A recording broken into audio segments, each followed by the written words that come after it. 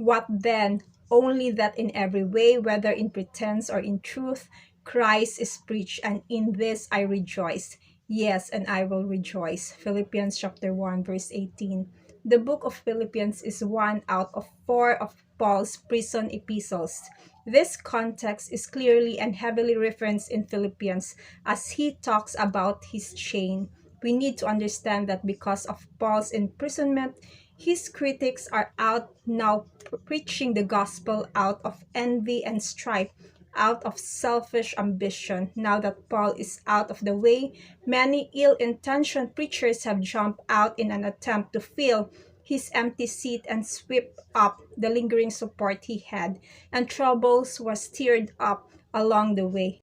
It was in this context that led Paul to make an awe-inspiring declaration in this verse, one that speaks volumes about what was number one on Paul's priority list, the spreading of the gospel.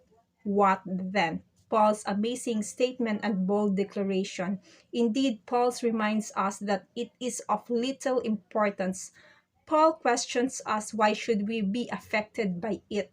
About what? Preachers who preach with ill intentions, false motives, dark secrets, sully our names and insults us. All these are unfortunate, yes, and not godly indeed. But why should we fluster over such matters? There are more important things in life than the flaws and the imperfections of others. As human beings, it is natural and instinctive that we see clearly the flaws and faults of the people around us. The closer they are to us, the harder we struggle to deal with their faults. Sometimes it gets to a point where we suffocate ourselves over their imperfections and we forget that we're not only judging them, but also placing ourselves on a pedestal. The important thing, as Paul said, is to focus and prioritize what's more important. Turn back to God, to the Word of God.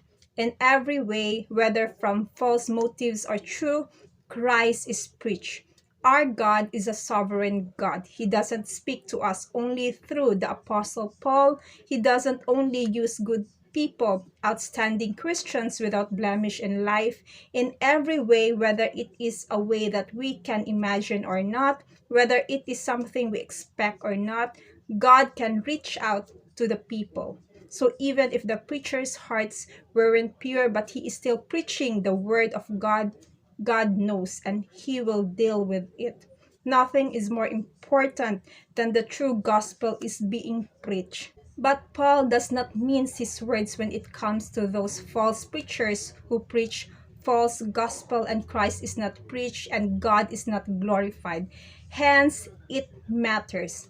Going back to Philippians and the preachers with false motives, but yet still preach the true gospel, Paul declares that just for the fact that Christ is preached, he rejoices. There is no need to think about other things or the reason why people do what they do.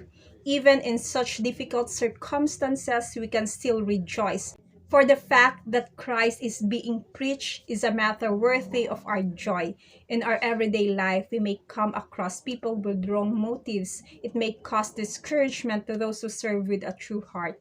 But Paul argues, why does that matter? As long as Christ is being preached, God will account for it himself, and we can rejoice solely because more people get to hear the word of God. To God be the glory. God bless you.